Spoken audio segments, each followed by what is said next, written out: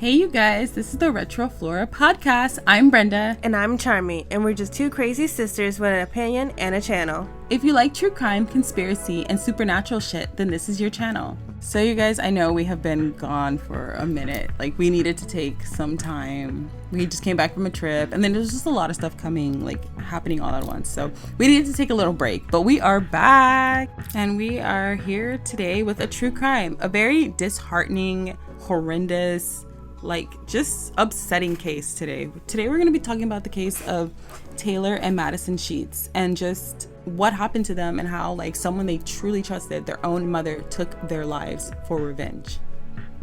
The nature of this podcast is gruesome and disturbing. It contains graphic language. Viewers' discretion advised. What happened to Taylor and Madison was horrendous and at the hands of their own mother. Taylor Aston Sheats was born April 19, 1994 in Alabama. Taylor graduated 2012 from Seven Lakes High School. She was a member of the National Honor Society and Future Healthcare Professionals. She played softball her freshman and sophomore years and graduated cum laude with an associate's degree from Lone Star College. Taylor was on the Dean's List and President's List.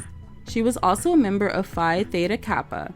She had recently enrolled at the University of Houston to pursue a career as a diagnostic medical sonographer, which basically means that she just takes images and conducts tests using ultrasound equipment. Yeah, I don't know what that means. Yeah, girl, same. I was like, no. Taylor was also an amazing babysitter and nanny.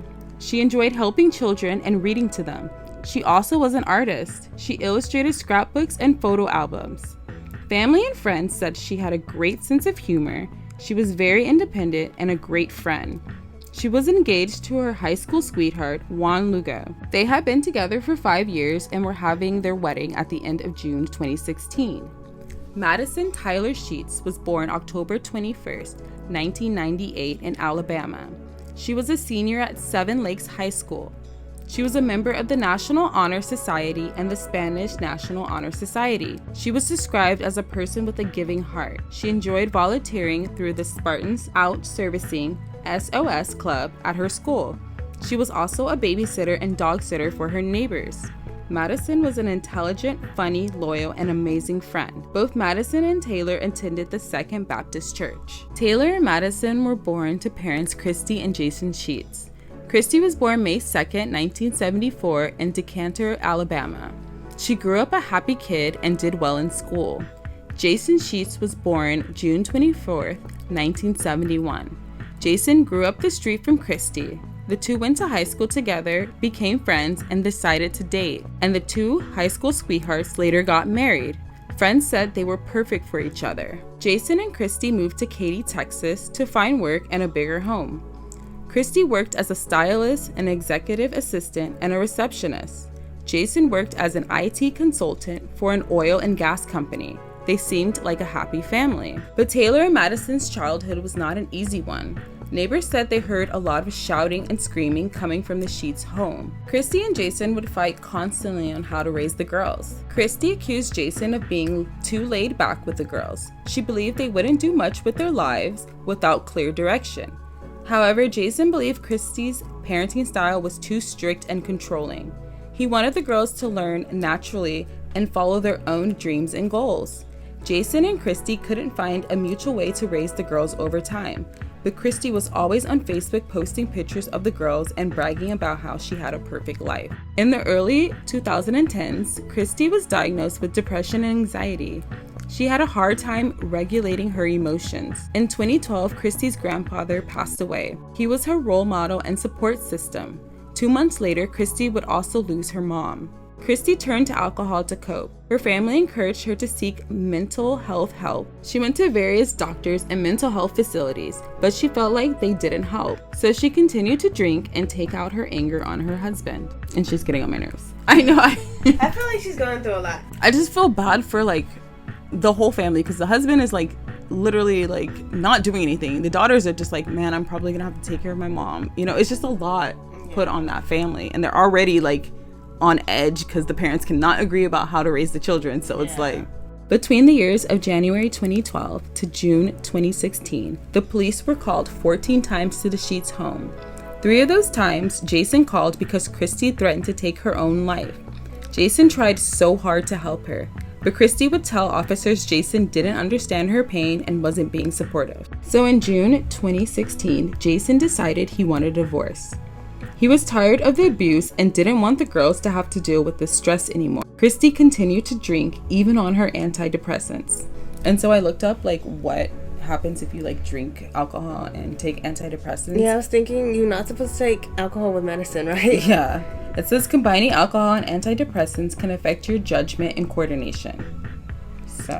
So no, you're not supposed to do that. The problem, the biggest thing is the judgment, because like, yo, that is very important. You're not in the right mind. Right, at all. And it's like she's going through so much already, and she's depressed, and she has anxiety, and it's just like she's starting to kill herself, and then she's mixing alcohol with her medications. Like, it's really bad. And Christy still was refusing the police to get help. So it's like everybody in her family was like, please get help, and she's just like, no.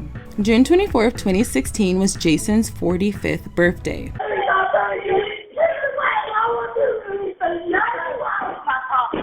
Hello?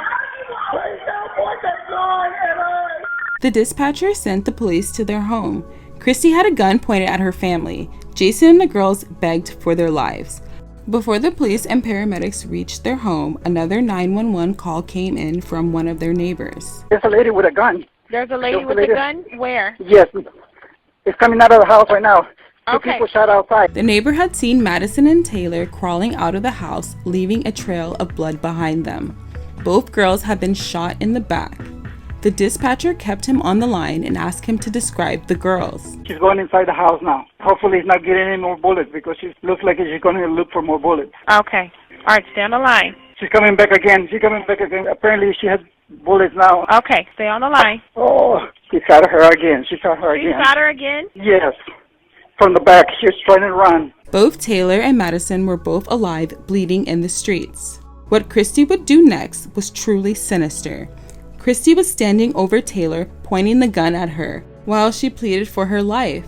But Taylor could barely talk. All she could do was cry.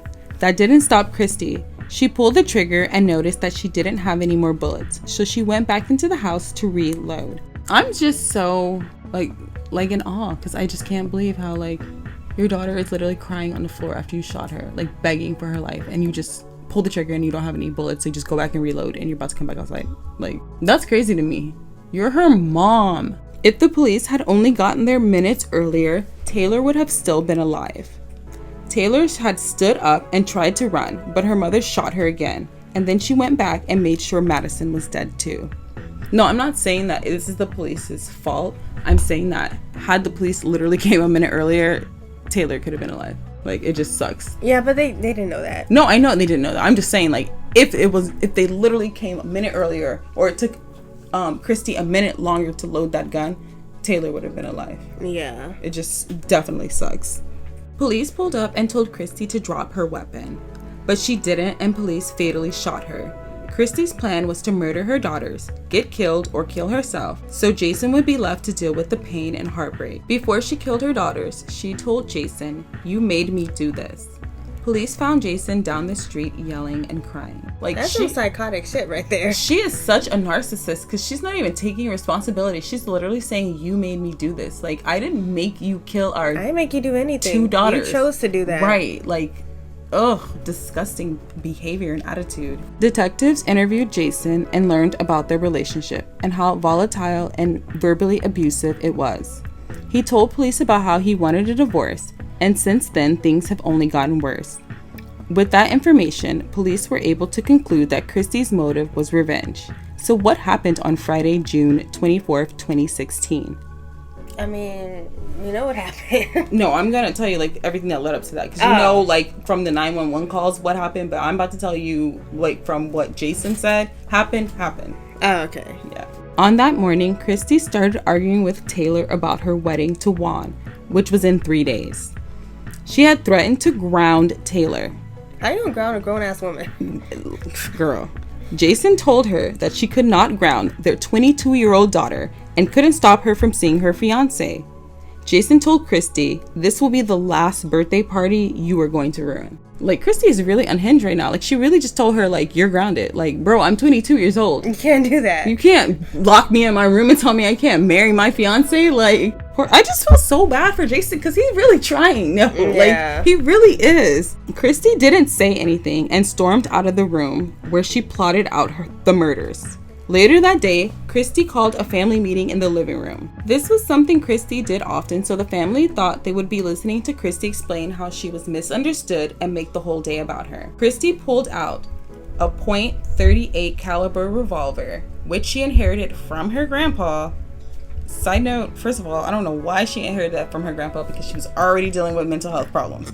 Secondly, Jason had been begging Christy for years to lock it up because of her mental health. So it's just disheartening to hear that this woman who clearly has mental health issues has a gun. They thought she was going to try to take her own life again, but Christy told them she wasn't punishing herself, but them. Jason was able to call 911 while Christy was shooting at the girls. Madison was hit in the neck as she ran away. Taylor was hit in the head while running after Madison. Taylor survived and was so close to getting away, but Christy shot her again in the streets. Taylor had a weak pulse when she was airlifted to the hospital, where she passed away at the age of 22 years old within the hour. Madison passed away at 17 years old at the scene. So basically, her mom shot at them. They were crawling to, like, get away. Yeah. She came over to Christy, shot... Oh, no, mom is Christy. Sorry, you're right. Christy came over to Taylor, was about to shoot her, went back and reloaded, came back outside, shot Taylor in the head, went over to Madison, shot Madison to make sure she was dead, and then went back over to Taylor and shot her again. Police had arrived as Christy shot Taylor a third time in the head. Police ordered Christy to drop her weapon, but she refused and started walking to them and was killed. So this is a crazy fact, you guys, because this fact just really blows my mind. Christy was a gun activist on Facebook. She would constantly criticize Obama and the Democrats about gun control laws, saying she needs her guns to protect her family. And she used it to ruin her family. Right. Like, that just pisses me off. Like, this lady. This is why gun control needs to be a thing, though. Really? Because, like, girl, you should not have had a gun. Like, I don't know why, like, nobody, like, took it from her. I don't know. Like, I'm not blaming nobody else but her because at the end of the day, she made these decisions. But you really sit here preaching about gun control and protecting your family, and you're the one who killed and ruined your family. Yeah. And you know what really sucks? That Jason was originally going to take the girls and move somewhere else while the divorce was being handled. But a few days before the murders, Jason decided to give their relationship another chance. I wonder if he had taken them, if this would have happened. Honestly, I don't know, because she seems unhinged. It seems like it was premeditated. Yeah, and so I think it would have happened anyway.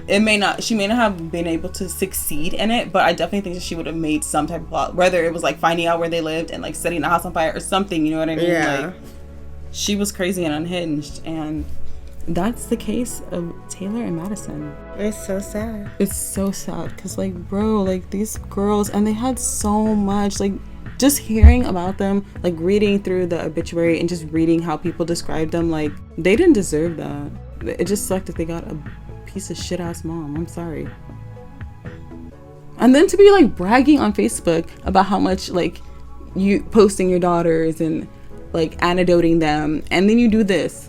I hate this case. I hate most of the cases because they shouldn't happen, but this case just, like, whoo, it really just struck a nerve for me.